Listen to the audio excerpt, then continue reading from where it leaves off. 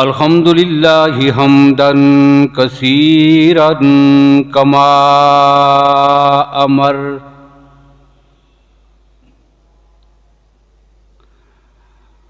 वनशहदु अल्ला इलाहा इल्लल्लाहु वहदहु ला शरीका लह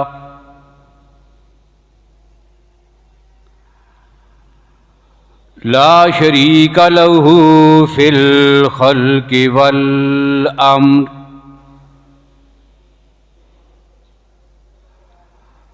इरगामन लिमन जहद बिही व कफर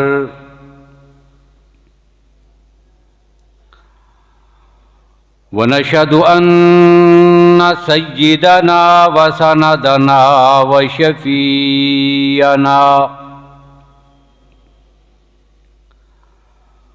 शफीअना मुहम्मदन अब्दुहु व रसूलुहु अम्मा बादु फ़अऊज़ु बिल्लाहि मिनश शैतानिर रजीम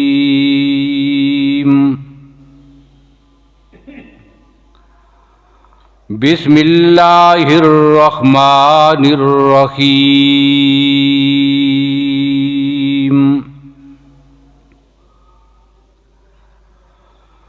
वलिल्लाहि अलन नासि हिज्जुल बैति मन इस्तता इलैहि सबीला वक़ालल्लाहु तबारक व तआला फ़ी मुक़ामिन आख़र व इज़ यरफ़अु इब्राहीमुल क़वाइद मिनल बैति व इस्माईल रब्बना तक़ब्बल मिन्ना इन्नका अंतस समीउल अलीम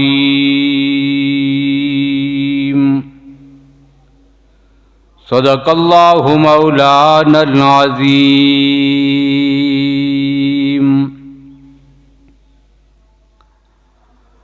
अल्लाहुम्मा सल्लि अला मुहम्मदिन व अला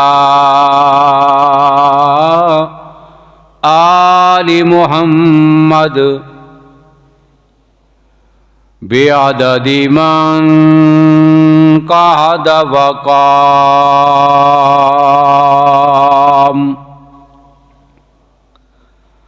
व सल्लि अला मुहम्मदिन व अला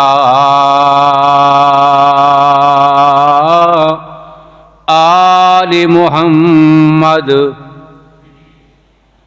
बिअददि मन सल्ला व साम।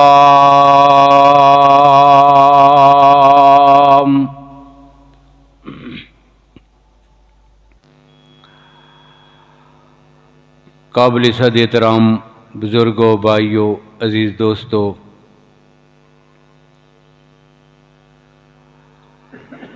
माह ज़िलक़ाद का आगाज़ हो चुका है और इन महीनों को हज के महीने कहा जाता है। इसलिए इन जुमों में इंशाअल्लाहुल अज़ीज़ हज और उसके मुतअल्लिक़ात, इनके मुतल्लिक़ कुछ बातें आपके सामने ज़िक्र करनी हैं।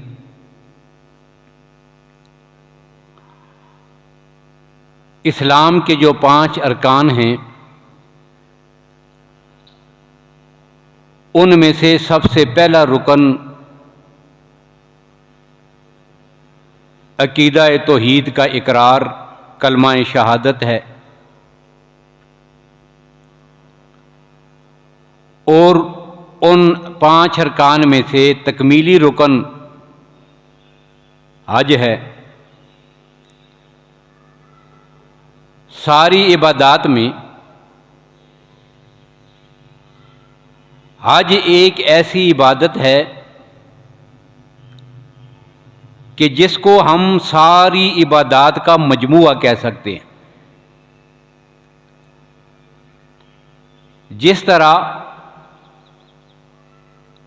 मुख्तलिफ किस्म की खुशबुएं हों, हर एक का अलग अलग अपना नाम होगा और उनकी अपनी एक महक और खुशबू होगी। लेकिन आपने देखा होगा कि कुछ खुशबुएं ऐसी हैं कि जो सिर्फ एक तरह की खुशबू से नहीं, मुतअद्दिद खुशबुओं को इकट्ठा करके बनती है। आप जब वो लेते हैं तो दुकानदार से कहते हैं कि मुझे खुशबुओं का मजमूआ दे दे, उसका नाम ही मजमूआ है। अब इबादत की अपनी खुशबू और रंग है, नमाज का अपना रंग और खुशबू है, रोज़े का अपना रंग और खुशबू है, ज़कात का अपना रंग और खुशबू है। लेकिन जब हज में आप गौर करेंगे तो पता चलेगा इबादत के सारे रंग और सारी खुशबुएं अगर अल्लाह ने किसी एक ही इबादत में, रुकन में जमा कर दी हैं तो वो हज की इबादत है। इसमें बदनी इबादत भी है, हज में माली इबादत भी है, इसमें कौली इबादत भी है। अपनी ज़ुबान से अल्लाह की हम्दो सना, उसकी तस्बीह, अपनी ज़ुबान से लब्बैक अल्लाहुम्मा लब्बैक के तराने और नगमे, अपनी ज़ुबान से अल्लाह की हम्दो सना और उसका ज़िक्र, अपनी ज़ुबान से तकबीरात और दुरूद पाक के ज़मज़मे, ये इंसान की कौली इबादत है। अपने माल को खर्च करता है, अपनी जान पर किराए की सूरत में, पीछे आलो हयाल को खर्चा देने की सूरत में, ये जितना माल को इस इबादत के लिए खर्च करेगा ये उसके लिए माली इबादत है। फिर अपनी जान के साथ कभी काबतुल्लाह का तवाफ़ करता है, कभी सफ़ा और मरवा के दरमियान साई करता है, कभी मना में जाता है, कभी मुज़दलिफ़ा पे जाता है, कभी जो है वो मैदान अरफात में जाके वकूफ़ करता है। ये उसकी बदनी इबादत है। और ये जितनी इबादत की अक़साम हैं, अल्लाह ने सिर्फ एक ही रुकन जिसको हज कहते हैं, अल्लाह ने सारी इबादत को उसमें इकट्ठा कर दिया। ये इतनी अज़मत वाली इबादत, सारी इबादत का मजमूआ। और फिर एक ज़ाविये और नज़र से आप और भी देखें, वो क्या, सारी इबादत अपने रब को मनाने के तरीके हैं। हर अंदाज में एक अलग ही अदा नजर आती है। कैसे? नमाज में खड़ा है, अपने रब से बातें कर रहा है, अपने रब से सरगोशी, अपने रब से बातें, नमाज में खड़ा है। कुरान पाक की तिलावत करता है, अल्लाह की ज़ात बंदे से बातें कर रही है। यह भी अपने रब को राज़ी करने का एक तरीका। फिर उससे आगे बढ़ा, क्या, अपने माल को भी अल्लाह की राह में खर्च कर रहा है, अपने रब को राज़ी करने के लिए उसके नाम पर अपनी दौलत लुटा रहा है। ये क्या है? ज़कात है, ये सदकात हैं। अब और राज़ी और खुश करने के लिए, या अल्लाह, तुझे राज़ी करने के लिए मैंने खाना भी छोड़ दिया है, मैंने पीना भी छोड़ दिया है।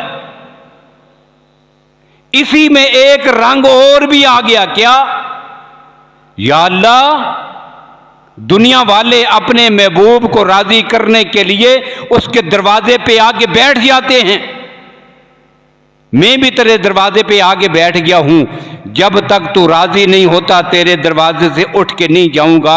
एतकाफ में बैठ जाता है। ये अदाएं हैं। लेकिन हज ये इंतहा की वो इबादत है कि जिसमें अल्लाह अपने बंदा अपने अल्लाह का कुर्ब हासिल करता है। जिस्म से लिबास उतार कर कफन की शक्ल का गैर मलबूस अनसिला लिबास, वो चादरें, नंगे सर नंगे पांव, दीवानावार अपने महबूब रब्बुल आलमीन की गलियों के चक्कर लगाता है, उसके घर का तवाफ करता है, कभी एक पहाड़ी पर कभी दूसरी पहाड़ी पर। आशिकाना इबादत है हज। ये इस्लाम का 5वां रुकन। और हर वो आदमी जो मुसलमान हो, आकिल हो, अक्लमंद हो, पागिल ना हो, बालिग हो, साहिब इस्तात हो, जिसके पास ज़्यादा सफ़र, खर्चा, किराया, आने जाने के अखराजात, ये ज़रूरियात जिसको मुयस्सर हों, उस पर ज़िंदगी में एक बार हज करना फ़र्ज है। अब छोड़ेगा तो फ़र्ज के तर्क करने की वजह से गुनाह कबीरा है, और जो हज की फ़र्जियत का इनकार करे वो दायरा इस्लाम से ही निकल जाएगा। बल्कि जो लोग सुस्ती और कोताही की वजह से भी हज नहीं करते थे, अल्लाह के नबी सल्लल्लाहु अलैहि वसल्लम ने उनके लिए सख्त तंबीह फरमाई। तिरमिज़ी शरीफ की रवायत है, नबी अकरम सल्लल्लाहु अलैहि वसल्लम ने फरमाया, जिस आदमी की ताकत हो, उसके पास ज़ादे राह भी है, सवारी भी है, फलम या खुज्जा, फिर भी हज नहीं करता, फलाह अलैहि अन यमूत यहूदियन औ नसरानियन, उसके हक में बराबर है, फिर कोई फर्क नहीं पड़ेगा यहूदी हो के मरे कि नसरानी हो के मरे। अब कितने सख्त अल्फाज हैं। वो आदमी जो हज नहीं करता साहिब इस्तात है, बाकी सारे कामों के लिए खुले पैसे हैं, दौलत मौजूद है, फिर भी हज फर्ज है और हज नहीं करता। अल्लाह के नबी सल्लल्लाहु अलैहि वसल्लम ने फरमाया, यहूदी हो के मरे, ईसाई हो के मरे, कोई फर्क नहीं पड़ता ऐसे आदमी पर। और शाह वलीउल्लाह रहमतुल्लाह ताला अलैहि ने हुज्जतुल्लाहिल बालिगा में एक बात लिखी है। फरमाते हैं, अल्लाह के नबी सल्लल्लाहु अलैहि वसल्लम ने नमाज छोड़ने वाले को कहा काफिर होके मरे, चाहे वो मुशरिक होके मरे या उसका हशर मुशरिकीन मक्का के साथ होगा, उनका जिक्र किया। लेकिन जब हज की बारी आई तो जो हज के फरीजे का तर्क करने वाला हो कसदन बिला उज़र, उसके लिए यहूदी और ईसाई होके मरने के अल्फाज कहे। अब ये फर्क क्या है? तो हुज्जतुल्लाहिल बालिगा में हज़रत शाह साहब रहमहुल्लाह ने यह बात लिखी कि मक्का का मुशरिक काबतुल्लाह का तवाफ करता था, वो उम्रा किया करते थे, अपनी दानिश के मुताबिक वो अरकान अदा किया करते थे, अगरचे उसमें बहुत ज्यादा लगवियात आ गई थी, शिरकिया जुमले, शिरकिया अल्फाज, नंगे होकर तवाफ, अल्लाह के उसी घर में बुत भी रखे हुए हैं और वहीं पर जो है वो तवाफ भी कर रहे हैं, और फिर कपड़े उतार कर बिल्कुल नंगे होकर काबतुल्लाह का तवाफ। अब शैतान भी बड़ी अजीब पट्टी पढ़ाता है। जब बंदा गुमराह होता है तो आगे से हुज्जतें और दलाइल भी उस इंसान को शैतान सिखा देता है। फिर बड़े जवाब होते हैं, यूं हुआ जी, यूं हुआ। अब पूछा गया, नंगे होकर अल्लाह के घर की अजमत का खौफ नहीं आता तुम्हें? नंगे होकर काबतुल्लाह में जाकर तवाफ करते हो? तो कहते थे जिन कपड़ों के साथ बंदा अल्लाह की नाफरमानी करता हो तो कितने शर्म की बात है वही कपड़े पहनकर बंदा रब के सामने जाए। लिहाजा कपड़े उतार कर काबतुल्लाह का तवाफ, शिरकिया जुमले। तो मुशरिक जो है वो काबतुल्लाह का तवाफ करते थे, और अहले किताब ईसाई और यहूदी ये नमाज तो पढ़ते थे, काबतुल्लाह का तवाफ नहीं करते थे। मुशरिक नमाज नहीं पढ़ते थे, काबतुल्लाह का तवाफ करते थे। ईसाई और यहूदी नमाज पढ़ते थे, हज और काबतुल्लाह का तवाफ नहीं करते थे। इसी वजह से जब एक को तशबीह देने की जरूरत पड़ी जो नमाज नहीं पढ़ता था तो मुशरिक के साथ दी, और जब उसके लिए जरूरत पड़ी जो हज नहीं करता बावजूद इस्तिताअत के, जब उसके लिए जरूरत पड़ी तो अल्लाह के नबी ने यहूदी और ईसाई के साथ मुशाबिहत दी है। अब आप अंदाजा करें कितना बड़ा फर्ज है।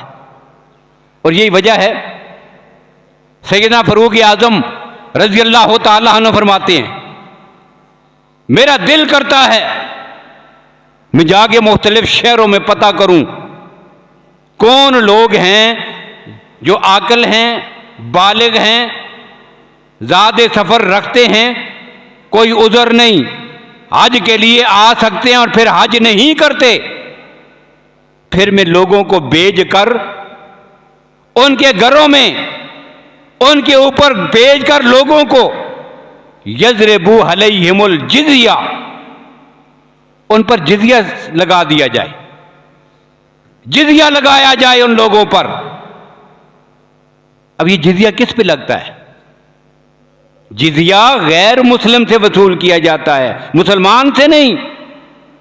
मुसलमान तो ज़कात अदा करते हैं, वो तो अल्लाह की राह में सदका करते हैं, और जो इस्लामी खिलाफत और हुकूमत की तरफ से गैर मुस्लिम से रकम ली जाती है बैतुल माल के लिए, उसे जिज़िया कहते हैं। मैं हज नहीं करता, जिज़िया वसूल करूंगा। अमीरुल मोमिनीन जिज़िया, मुसलमान से जिज़िया। फरमाया मा हुम बे मुस्लिमीना, मा हुम बे मुस्लिमीन, ये मुसलमान नहीं है, ये मुसलमान नहीं हो सकते। साहिब इस्तिताअत है, ताकत रखता है, फिर भी जो है वो काबतुल्लाह के हज के लिए नहीं आता, तो जिज़िया लेना है हमने इससे। तो ये कबीरा गुनाह है, अकबरुल कबायर में से है, कबीरा गुनाहों में, बड़े बड़े गुनाहों में से एक। और फिर हज करने पर क्या है? तो नबी अकरम सल्लल्लाहु अलैहि वसल्लम ने फरमाया, ये जो हज करने के लिए जाते हैं उज्जाजे किराम, ये अल्लाह की जमात और वफद है। इन अल्लाह के नबी सल्लल्लाहु अलैहि वसल्लम ने अल्लाह की जमात करार दिया है, वफदुल्लाह, ये अल्लाह का जरगा है।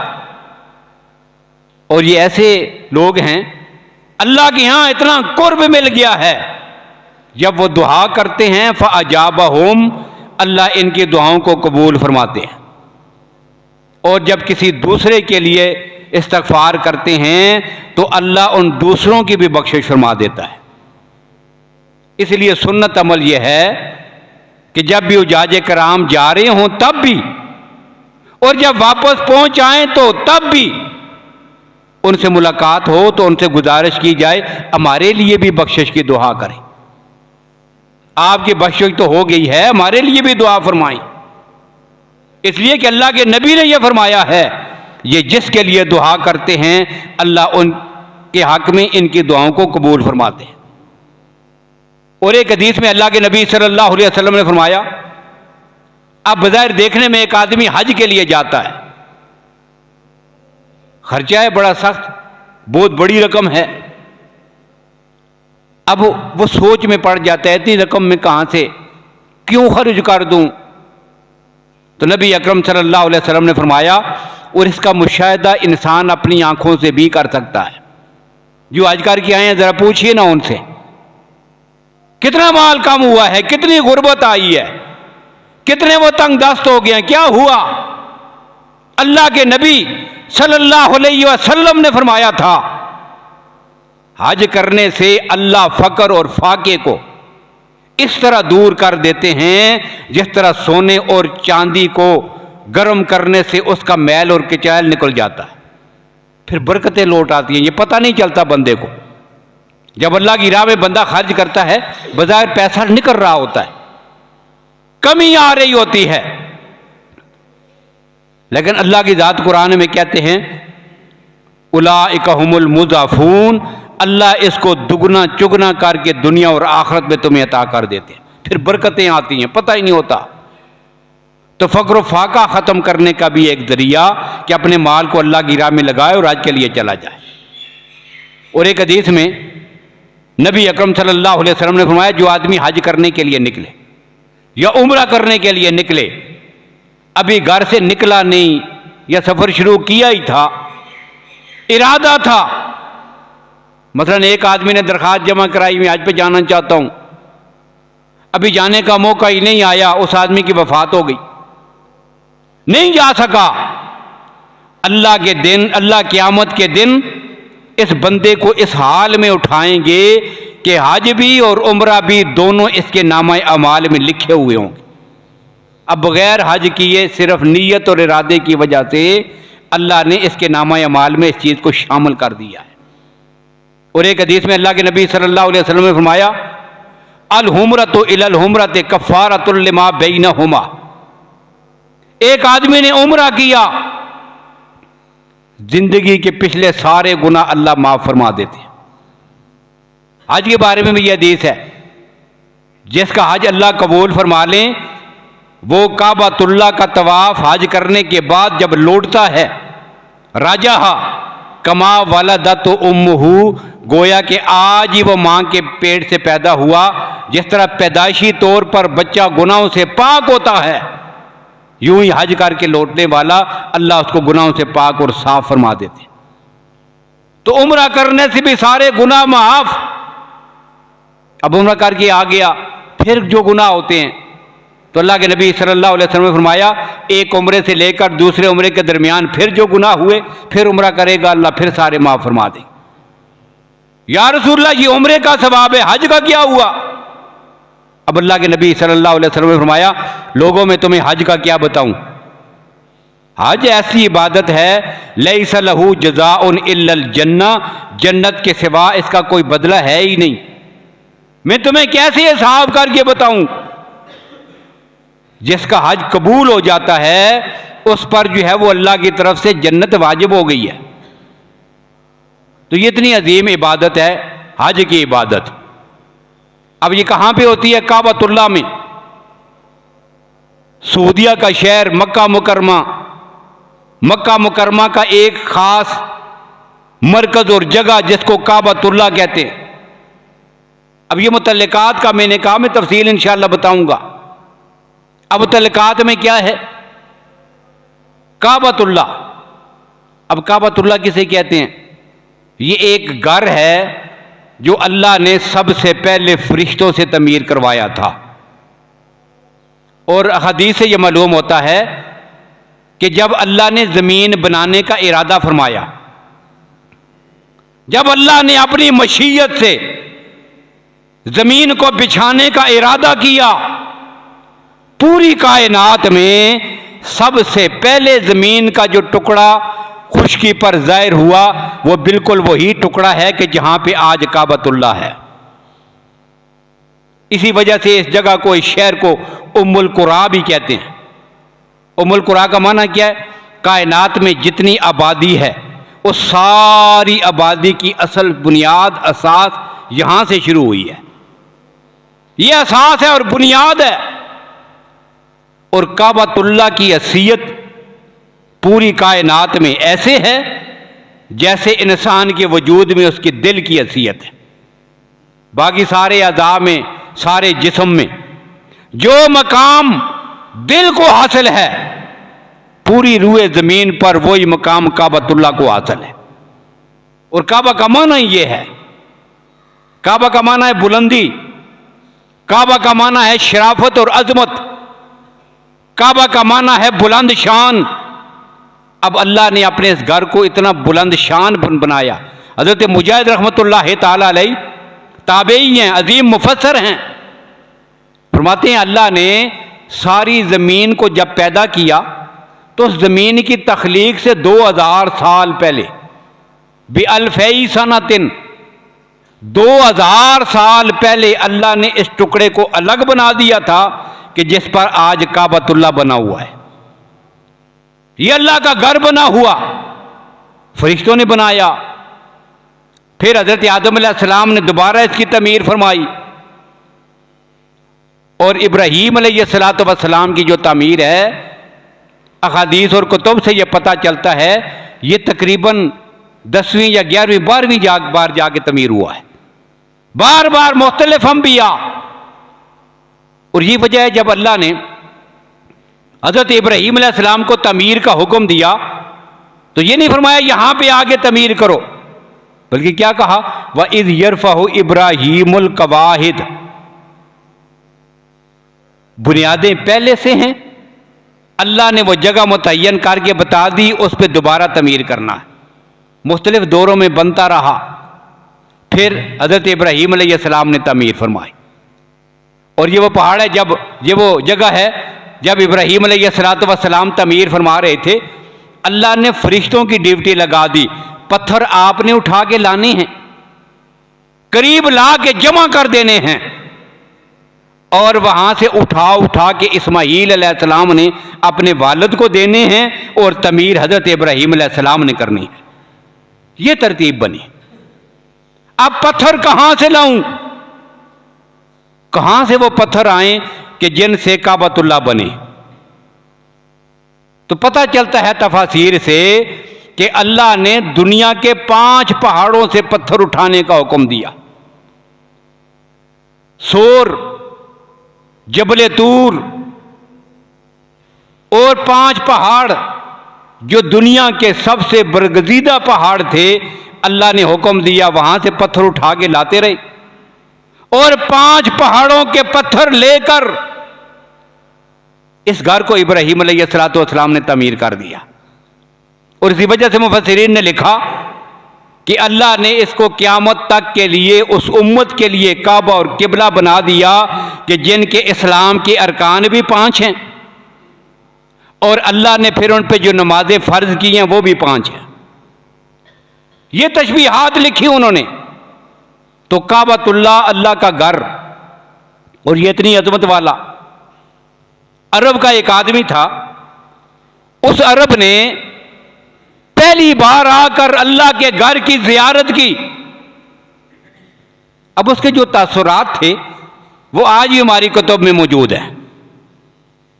बड़े दूर दराज से कोई आदमी आया, काबतुल्लाह का तवाफ किया, हज किया, उम्रा किया और फिर काबे के सामने खड़े होकर उसने अपने तासुरात, अपने ख्याल का इजहार किया। अब क्या कहता है?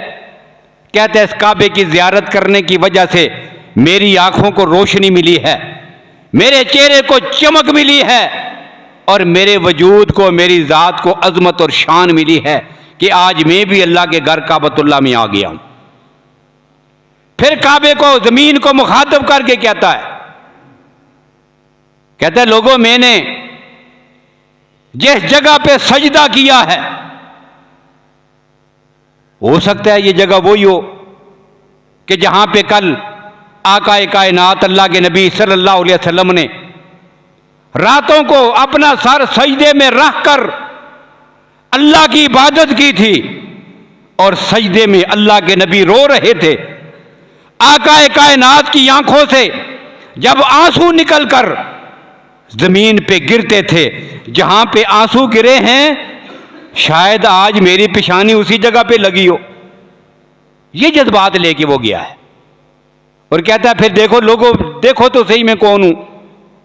मैंने उस पानी को पिया है कि जिसे अल्लाह ने कायनात के सारे पानियों से अफजल बनाया है। मैंने ज़मज़म का पानी पिया है। मैंने मुल्तज़िम के पास जाकर उससे अपना सीना लगाया है। मैंने जाके हजरे अस्वद को हाथ लगाए हैं। मेरे होठों ने हजरे अस्वद के बोसे लिए हैं और मेरी पेशानी ने काबतुल्लाह की सरजमीन पर अपनी आप को नुरानी किया है। और फिर फर्त मुसर्रत में आकर कहता है दुनिया के लोगों मुझे बताओ, ये इबादत करने के बाद मन असदुन्नास से मिन्नी, कायनात का वो कौन सा इंसान है जो मुझसे ज्यादा खुश नसीब है। क्या बताना चाहता है? ये इतनी अजमत वाली इबादत है कि जब अकीदत और मोहब्बत से अदा की जाती है तो बंदा ये कह सकता है, या अल्लाह मैं कितना खुश नसीब हूँ कि ये सारे मकाम तूने मुझे अपनी आंखों से दिखाए हैं। मैं जहाँ पे सजदे कर रहा हूँ, कल कोई दौर था कि यहाँ पे अल्लाह के नबी सल्लल्लाहु अलैहि वसल्लम के मुबारक कदम लगे थे।